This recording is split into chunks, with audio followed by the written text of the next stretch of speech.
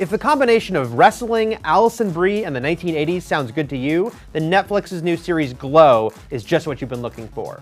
Glow is a fictionalized account of the real-life 1980s wrestling promotion/TV show, also called Glow, that took a lot of women who had no wrestling background, mostly actresses, dancers, what have you, taught them how to wrestle and made a very gaudy, kitschy show about it. And this is a fictionalized account of what life might have been like behind the scenes making this series. So they're not playing the actual people from Glow, but just an idea of what it could have been like.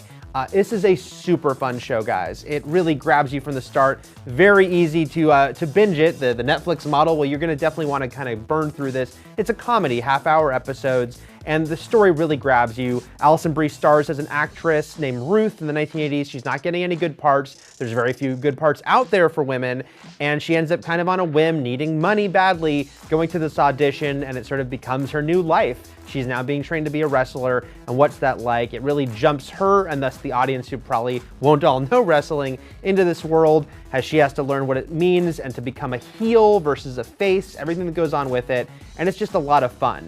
It embraces the fact that Glow was so over the top and so of its era, the fact that these girls are being asked to play way sort of controversial, over the top, sometimes very offensive characters, grabbing onto stereotypes and running with it.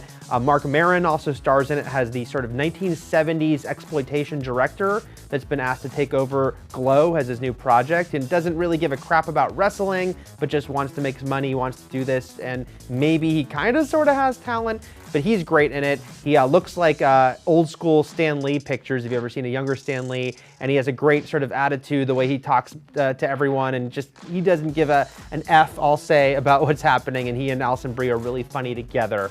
And Alison Brie really goes for it. I mean, I'm a big fan of hers from Mad Men and Community, playing this character who is an actress. She thinks of herself as an important actress, and if she's gonna be a wrestler, then she's gonna be a wrestler. She's gonna find the character. They have a lot of fun with that. If you're a big wrestling fan, while this show is not really going into the minutia of wrestling, because it's not about that world, but people trying to emulate that world, there's still a lot of cool things here. There's some real life wrestlers that pop up and little appearances and little roles here and there, a lot of ex-WWE people along the way.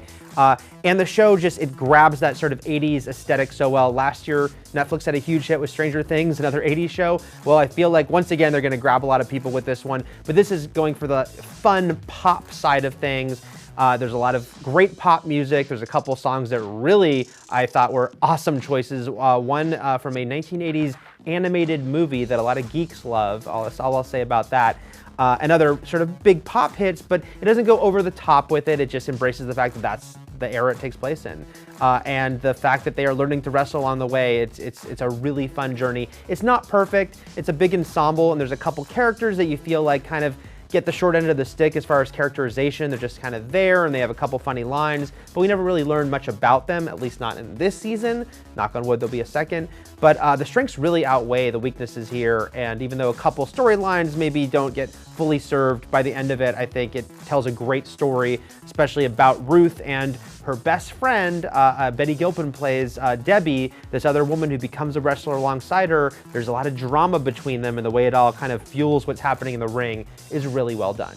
So Glow debuts, all 10 episodes, on Netflix on June 23rd. I think a lot of people, a lot of IGN fans will be fans of Glow as well. It has a lot for you there. So I hope you check it out.